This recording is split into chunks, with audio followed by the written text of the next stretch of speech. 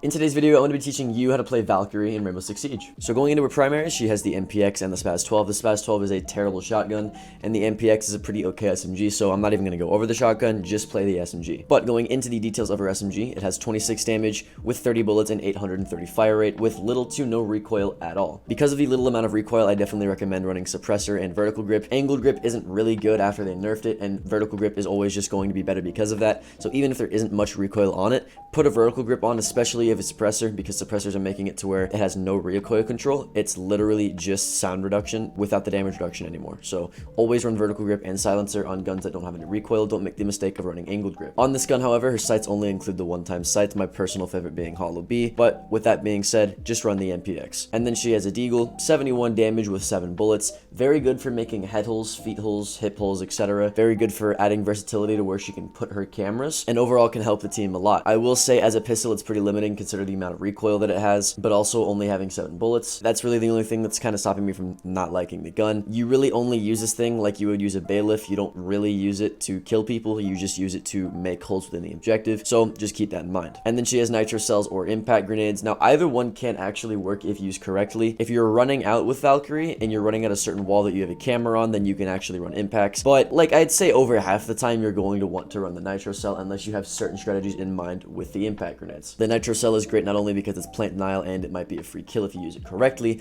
but it's great for setting up Valkyrie camera traps, which I'm going to talk about in the custom game. And then of course she has her black eye cameras. These are 3 cameras that you can throw anywhere that are pretty hidden, and because they're black, they're very hard to see, which is what makes her such a good operator. I'm going to bring you into a custom game right now and show you all of the tips and tricks that I know with that. So I brought you onto Bank, arguably a very good Valkyrie map, and the first thing that I'm going to go over with you with Valkyrie is where should you be putting her cameras? Arguably the most important part of playing Valkyrie is where you put her cameras, because if you put them in bad positions, there's a very bright blue light on the cameras when you get on them that shows exactly when you're on the cameras and makes them very easy to spot. So the way you counteract this is you put them in areas where they can't really see them all that well. Very dark corners are your best bet, or extremely bright corners are also your best bet. Anything in between makes the camera stand out pretty obviously, kind of like right here. If you're walking through, that is super easy to spot because it's a big black dot on a big white pillar. So I'm going to give you an example of an actually pretty good Valkyrie camera. If you come over to here by the plant and you put a camera right here, this is a very good Valkyrie camera. Now, why is this a good Valkyrie camera? The reason for that being is because if attackers are walking in here, the primary place that they're going to be looking is the southeast side of the map, where all of the defenders are probably going to be shooting them from, and where the objective also is, right? And if they're coming in here and they're droning and they realize nobody's in these corners, the last place they're going to check is in these corners, right? So not only is that camera pretty good, but, you know, one right here would not be bad either, especially because people look up when they look for Valkyrie cameras. Nobody looks down, right? And because it's a super black strip, super dark place, it's a lot harder to spot that Valkyrie camera than something like just on a pillar, right? So that's why these 2 Valkyrie cameras would also be good. You also have to think about what they're actually seeing. So if I get on the camera that I threw over there, this sees banana stairs, right? That's why this one is so good. If I were to put one right here, it's awesome, but it gets blocked by the pillar and the couch, so I can't really see banana stairs until they're on the top of banana stairs, and it's too late, right? So the reason that you want to be able to see banana stairs is because attackers will commonly push up this staircase and try to get free kills, and then they'll be playing elevator or playing inside of Trump office.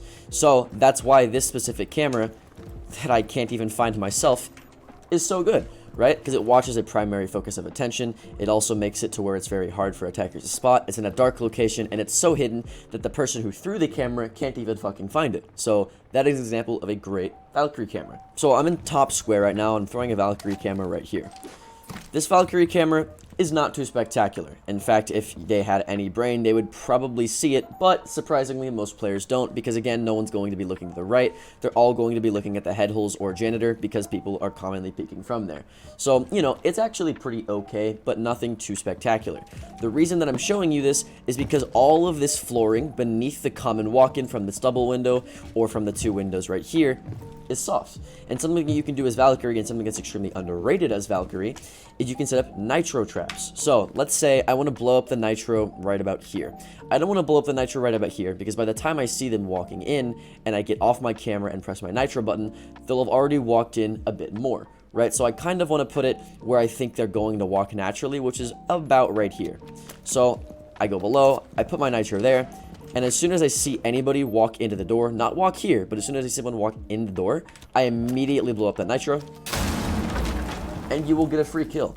There are plenty of other opportunities on a multitude of different maps to be able to do this. Maps like Chalet and Theme Park, where the map is still big and very easy to hide Valkyrie cameras, but also has a lot of soft destruction. You can easily utilize this trick, and it's something that's very easy to do, that takes no skill and is almost a free guaranteed kill. So that is my second tip for Valkyrie, is nitro traps. So firstly, I want to talk about, some good cameras, some bad cameras, and why they're good and why they're bad. So this camera right here is a bad camera, and this camera right here is a good camera.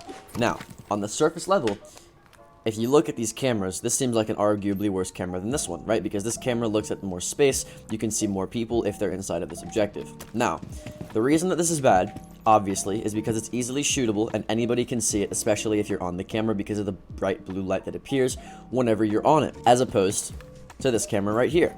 Now, with this camera, like I just showed you, it's actually extremely difficult to see the majority of garage, right? But it's still a good camera. What you need to be prioritizing is safe information rather than an abundance of information. Because if you have an abundance of information by putting a camera right here, that abundance of information that you want is going to get immediately neglected and destroyed because it's so easy to shoot.